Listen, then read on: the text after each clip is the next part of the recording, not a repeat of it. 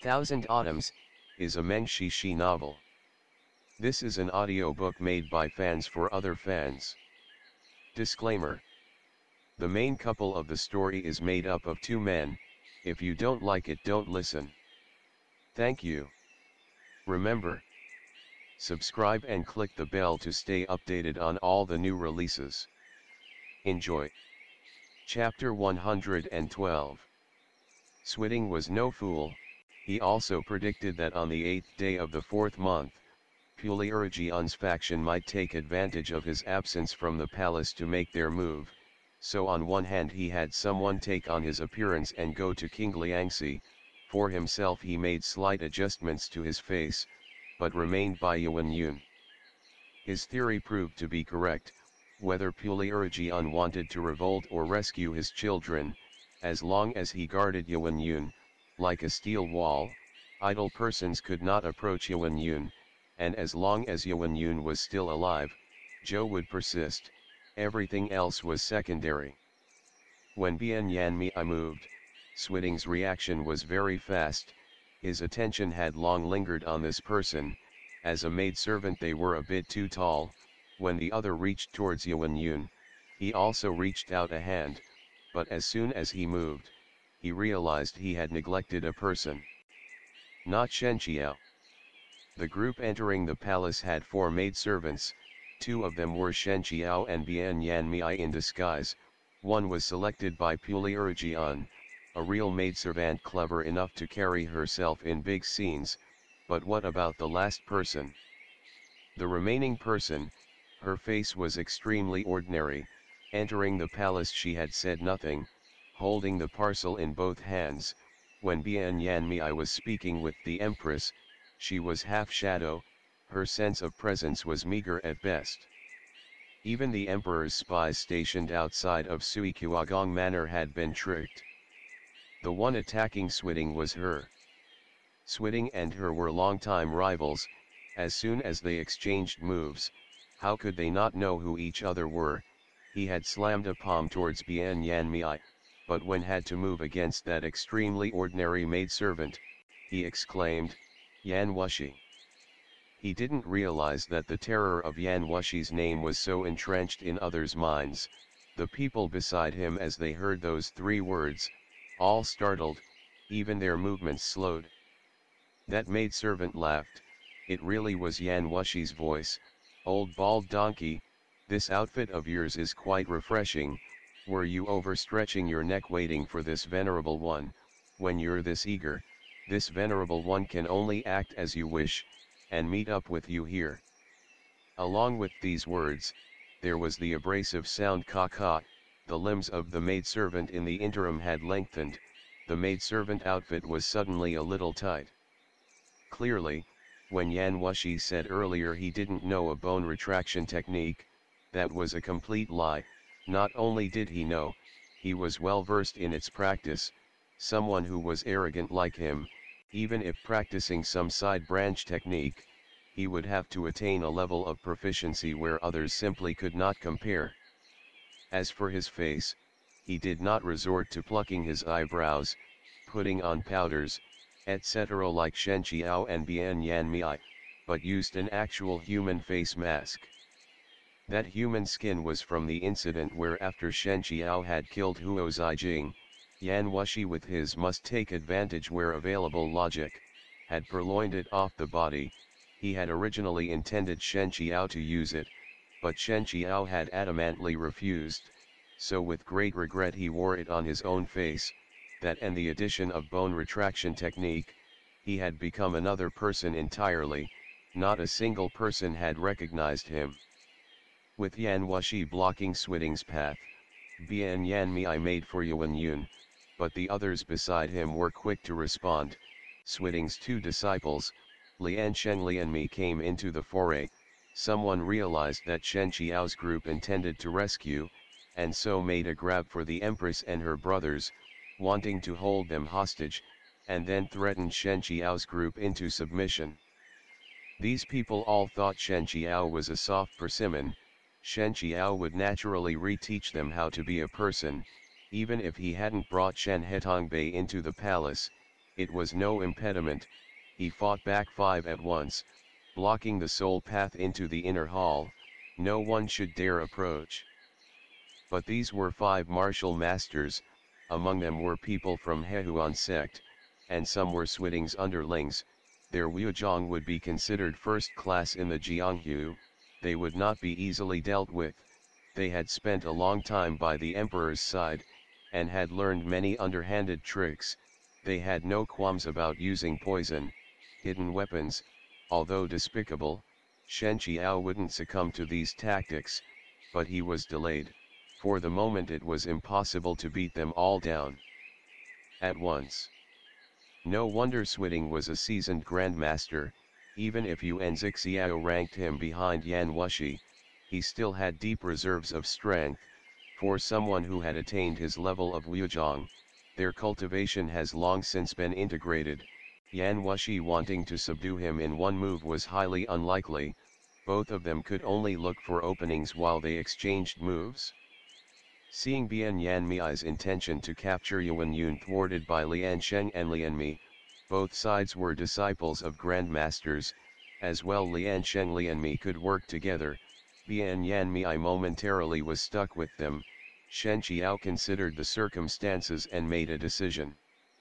He did not stand guard in front of the inner hall, but shot towards Yuan Yun who was just about to sneak away.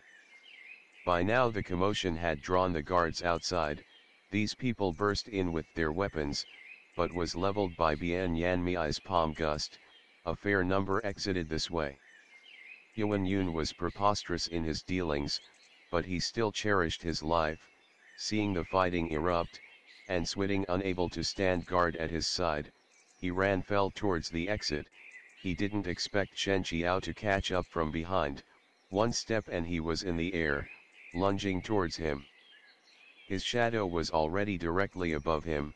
With Shen Qiao's skill, Yuan Yun only had time to make a half-startled gasp, before he was firmly in Shen Qiao's hands. Shen Qiao blandly said one sentence to Yuan Yun, "Your Majesty, tell them to stop."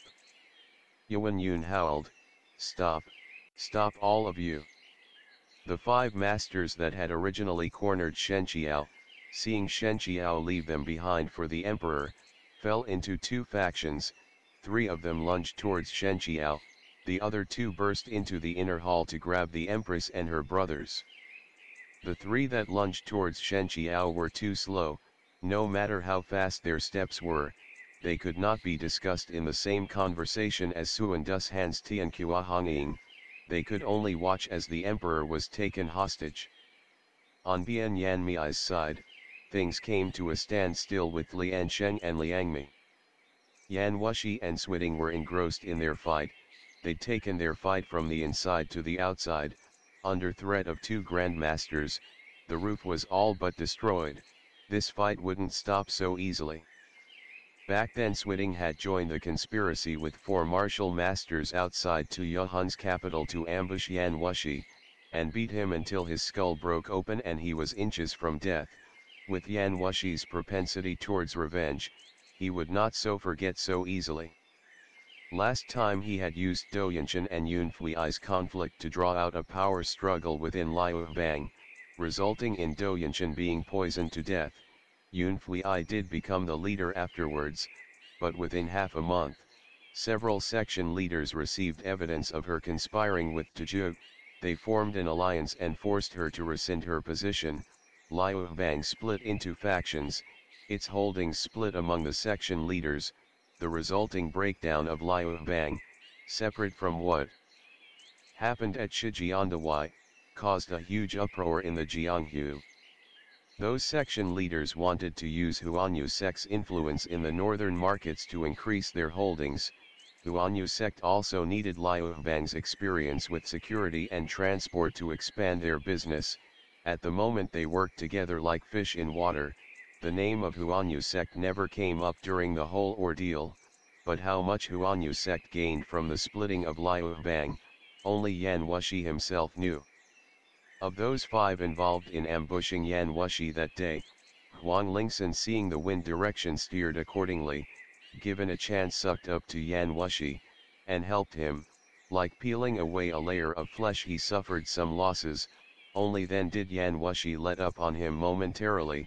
No need to mention Duan Vinyang, lucky he had a good shifu. Yan Wushi had no plans for him yet. As for Uai, Yan Wushi was going to let Shen Qiao deal with him, so also hadn't planned anything. The ones who were left Douyinshan and Switing, the former had in the process of Yan Wushi's retaliation directly lost his life, now facing the latter today, as the saying goes, enemies walk a narrow path. Switing, embroiled with Yan Wushi, could not go save the emperor, seeing Yuan Yun in Shen Qiao's hands, sighed internally, redirected his attention to the fight at hand with Yan Wushi. For people like Duan Vinyang, Uai, their Wuzhong was strong, but they had too many attachments. If they saw the scene unfolding, they would surely be unable to concentrate and lose the fight. Switing was a prominent Buddhist practitioner of his generation. If he was able to walk out of Tiantai sect, not relying on support from anyone to establish his own sect, if he could be named Kuashi, surely he was not an easy person to deal with. So when he saw that he was unable to reach Yuan Yun, he let the matter go entirely. This degree of equanimity, even Yan Wushi had to say it was quite admirable. Old bald donkey, Yuan Yun is unfit to lead. This venerable one doesn't believe you don't see it, yet you stayed to assist him all this time. In truth, this went against the heavens. Don't you Buddhists talk about cause and effect? You abetting evil like this, aren't you afraid of the consequences on your person? While fighting, Yan Wushi didn't miss the chance to taunt him. Switing ignored him. Several more moves were exchanged. Both sides extended their sleeves in mid-air, Genki expanding. Their match was more spectacular than anything. Even while the guards were watching their emperor be apprehended, they couldn't resist sneaking looks over at Switing's side of things. Shen Qiao had the emperor in his hands. No one dared make a haphazard move. Even the palace guards that had entered so menacingly before had lost their pompousness. Shen Qiao made to retreat with the emperor out of Qingningdian. He had the maidservant bring out the empress and her brothers. As long as he could bring everyone out safely, their intentions in coming here would be accomplished. Who knew that when the empress emerged, she had only one brother with her? Shen Qiao's heart sank. Without him having to ask, the empress hurriedly explained, there was a man that entered through the window, and grabbed the Erlang. If the purpose of the hostage-taking was to force Shen Qiao to relinquish the emperor, they would have had no need to take the boy away. The culprit must have another motive.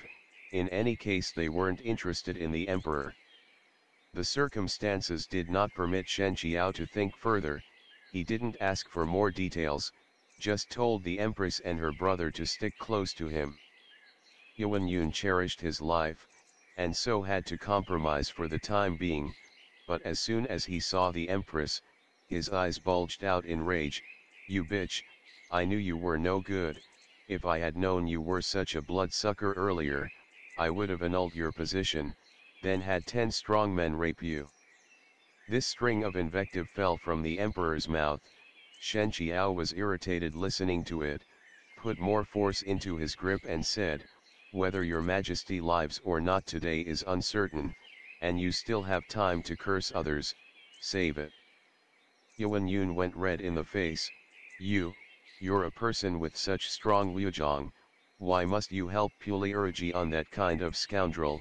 If you're willing to come to me, I'll name you as Kuashi, how about it? Seeing Shen Qiao give no reaction, he added to the incentive, I'll give you a lordship, unparalleled riches, and wealth. Shen Qiao, does your majesty want me to use more force? Yuan Yun's eyes rolled back in the chokehold, and he made no more noise.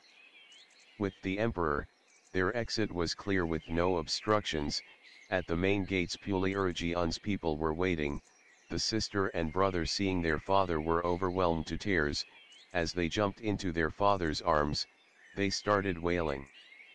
She was born into an esteemed family, Back when Yuan Yang was selecting a partner for his son, he had valued her warmth and kindness, so she was chosen to undertake this important role.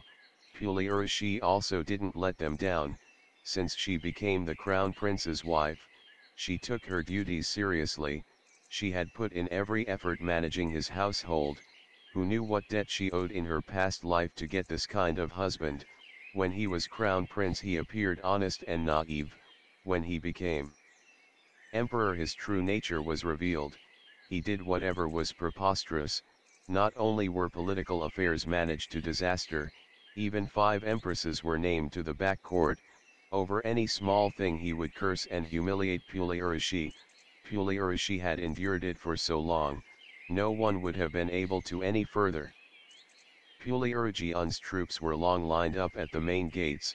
They had fought a brief skirmish with the palace guards, but when Yuan Yun was presented, both sides stopped their fighting. The victor had been decided. But on Shen Qiao's face was no sign of cheer. He said to Jian, "Back there I had a moment of distraction, and allowed your son to be kidnapped by another. I will get him back on Sui Qiagong's behalf." Jian consoled him instead. "Life and death is determined by fate. Daozang has done his best. Even if there was a what if, that is my son's fate. It cannot be blamed on others. If I did not have Daozang, Yan Zongju, and Bian Deifu's assistance, I would not be able to see my other children today." On the other side of things, Yan Wushi and Swiding were still engrossed in their fight, and were completely in their own world. They were blind to everything else. The roof tiles on Qingningdian were drawn to their genki, and intermittently exploded, their fragments flying off in all directions.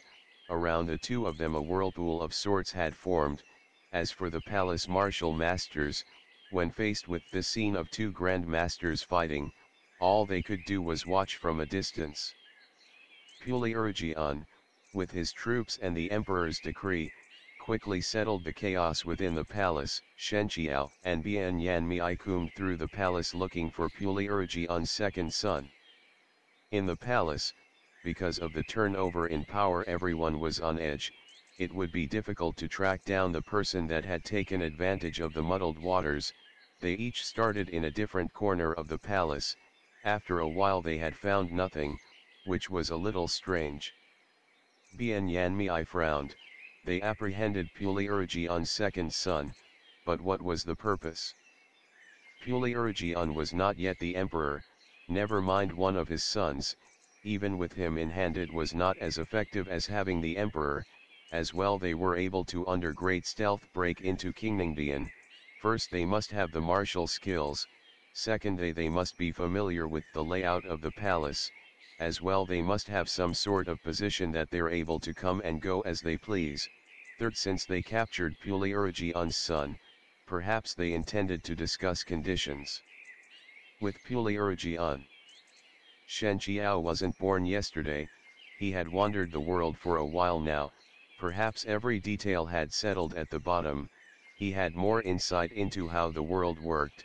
The next moment he had a realization, and said to Bian Yanmei, "We don't need to search anymore, they will surely come to us." Bian Yanmei seemed to also realize this point. He nodded his head, and went to tell Jian of their findings. They arrived faster than anyone had guessed. Yan Wushi and Swiding's match had yet to finish. Murong Qin had arrived at their door. He brought Chen Gong's message, saying he had Jian's second son. And he wanted only Shen Qiao and Jian to go discuss conditions. Jian had just initiated a power turnover. Naturally he had to stay in the palace in the interim to settle things. The soldiers and officials that had turned to him needed a figurehead to steady their resolve. He wouldn't be able to leave easily. He was concerned about his son's safety, but still chose to stay. He said to Shen Qiao, "If they demand gold, silver, it's no matter, anything to preserve my son's life, any amount of money is worth it." Shen Qiao agreed to undertake the task. Bian Yanmei wanted to accompany him, but Murong Qin interrupted coldly, with Shen Daozhang's Wuzhong, if he can't make a full exit, what's the point of you going? Don't force our hand, hens flying and broken eggs, don't expect anyone to come out ahead. Bian Yanmia laughed coldly, fine. Secretly he gave Shen Qiao a look. Murong Qin brought Shen Qiao out of the palace. Within the city they took several turns and circuitous routes, before finally arriving at a very nondescript manor. Chen Gong was sitting with Puliurjian's son in the main hall. He seemed to be in no rush, and even smiled at Shen Qiao, long time no see. When Shen Qiao first met Chen Gong, they were both in miserable circumstances. One was blind, with Wuzhong nearly extinguished, the other was impoverished, one meal didn't guarantee the next, the two of them journeying together. Inevitably there had been many trials. Who would have guessed that in the ever-changing world with its turns, they would meet again? As if in the unknown, everything had already been decided. Shen Qiao felt somehow, between him and Chen Gong, they should have this meeting. End of the chapter. Stay tuned for more BL.